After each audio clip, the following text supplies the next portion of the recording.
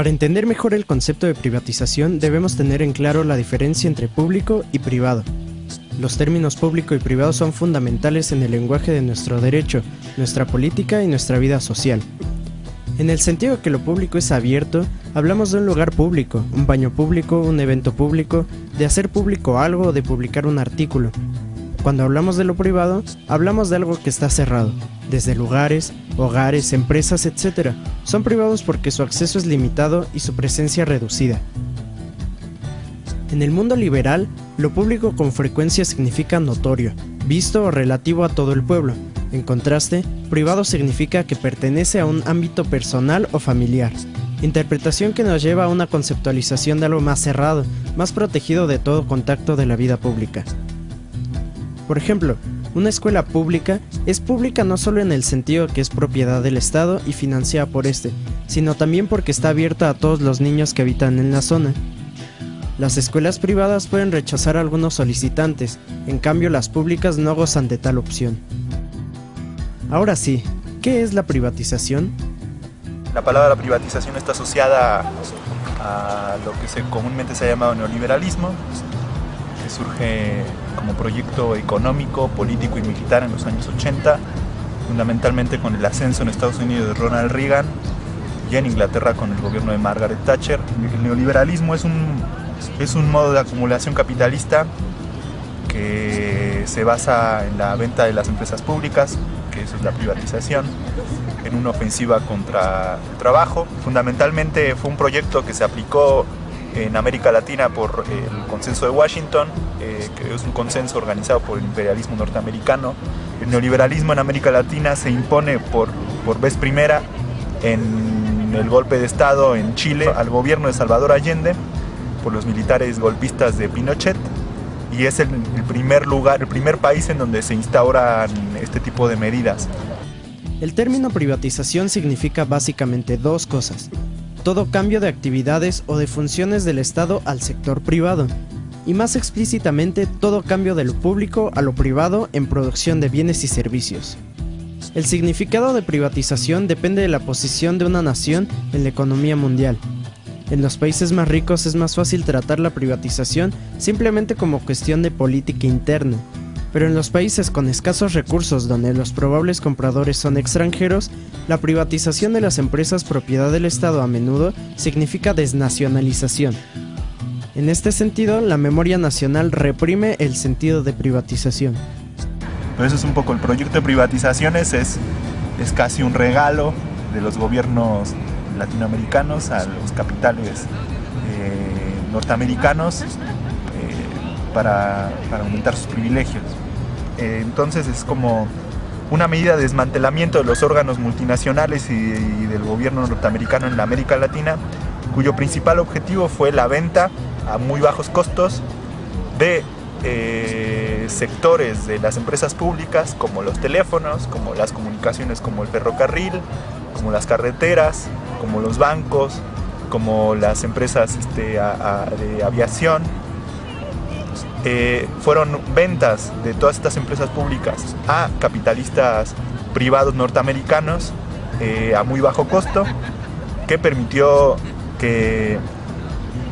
sobre todo que haya sectores, que haya una recolonización en todo el continente del capital privado norteamericano y de otras potencias.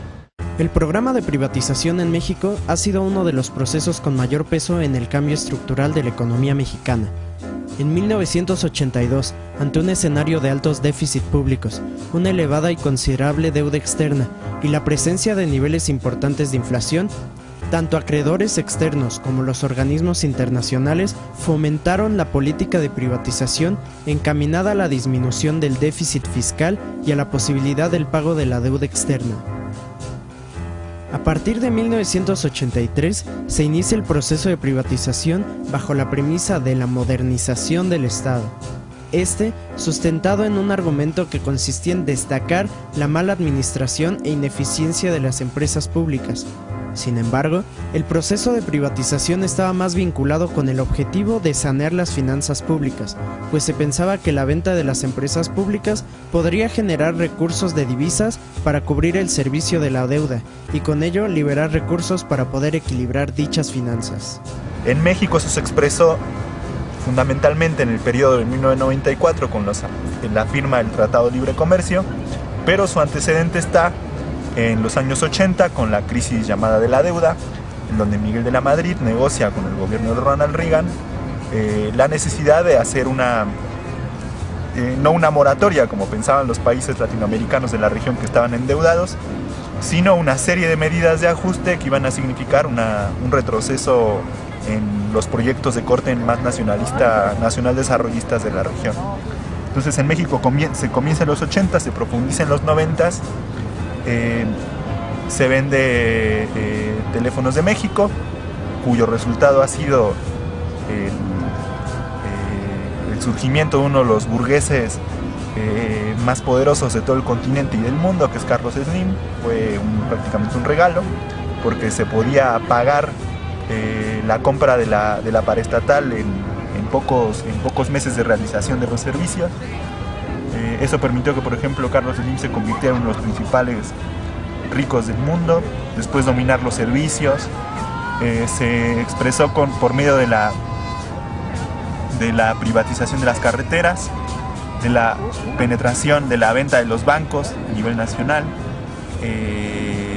sobre todo a la banca extranjera, norteamericana y española, en los ferrocarriles, donde se desmantela Ferrocarriles Nacionales de México, se desmantela como servicio de pasajeros, pero ahora son grandes empresas de capital norteamericano los principales privilegiados del transporte de carga, y ha tenido también su expresión en que ha habido una línea ofensiva del gobierno en años anteriores por intentar privatizar Pemex por una supuesta reforma energética, pero que en los hechos se está expresando una privatización furtiva.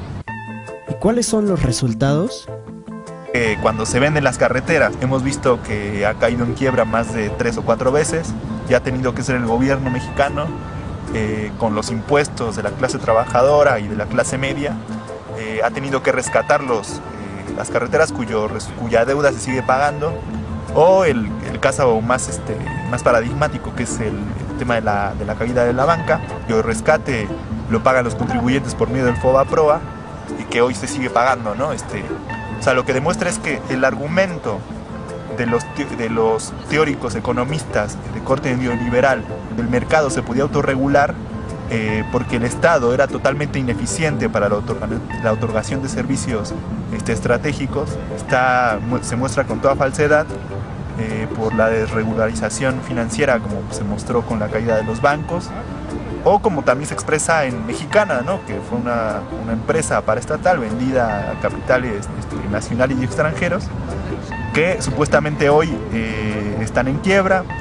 Las carreteras, los bancos, ¿no? Esos son los resultados, y eso solo en México. En América Latina las privatizaciones han causado que los gobiernos tengan que rescatar a los capitalistas privados, y bueno, y no hablemos también de lo que significó la crisis de 2007-2008 con la caída de los grandes bancos de inversión en Estados Unidos, donde también ha sido el gobierno de Barack Obama el que ha tenido que rescatar no solo a los bancos, sino también a sectores productivos de la economía, como lo fue en General Motors, ¿no?